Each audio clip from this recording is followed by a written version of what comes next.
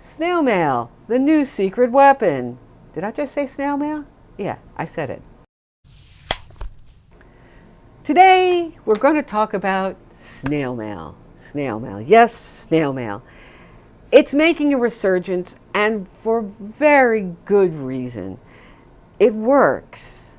It arrives at your office every day, and it's like a present. It's a gift.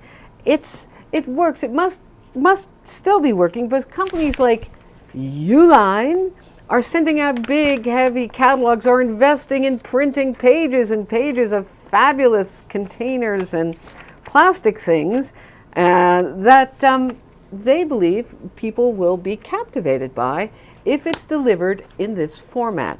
And they've got good reason, because when this beautiful catalog arrives, my goodness, you browse it over a cup of coffee in a relaxed sort of way, and you open your mind to the possibility of the joyous possession of plastic buckets or whatever. So, how can you use snail mail to work for you? Now let's assume, and I think it's a safe assumption, that the last time you sent a snail mail was in the 4th grade to thank Aunt Sophie for her Christmas gift. So today we're going to do a little refresher course on the process of actually putting a snail mail together and designing one. So here is Exhibit A. Exhibit A. It's an envelope. This is an envelope, and it has several components.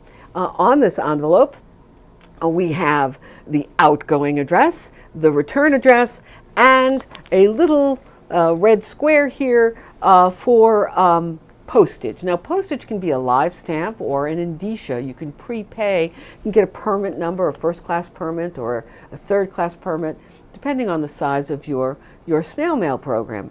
By the way, in the old days, we called it direct mail.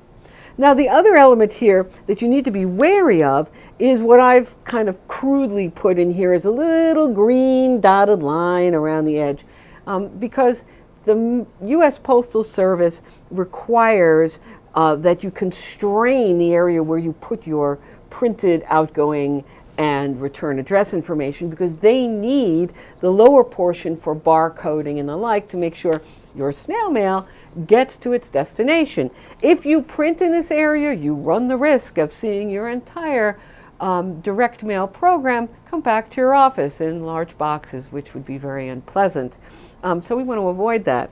The other little element you see here on the envelope is the call to action. Here it says, open me, or it could just as easily say, inside, and give a tease as to what's inside so that you encourage the person to actually open the envelope.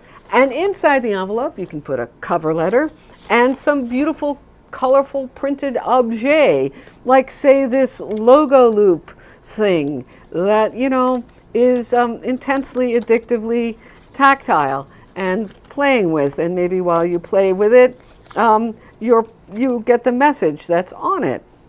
The other great, wonderful thing about snail mail is that you can do it in all different sizes. There's the invitation size snail mail or the booklet envelope. There are long snail mails and short snail mails, and there are big snail mails. But beware, certain size and format envelopes will cost you more. They may be more intriguing, but they will cost you more. And the hobgoblin of it all is really operating inside U.S. Postal Service regulations and guidelines. So check those out before you begin to design. It will dictate how much your per piece cost is going to be. Okay, that's your snail mail refresher.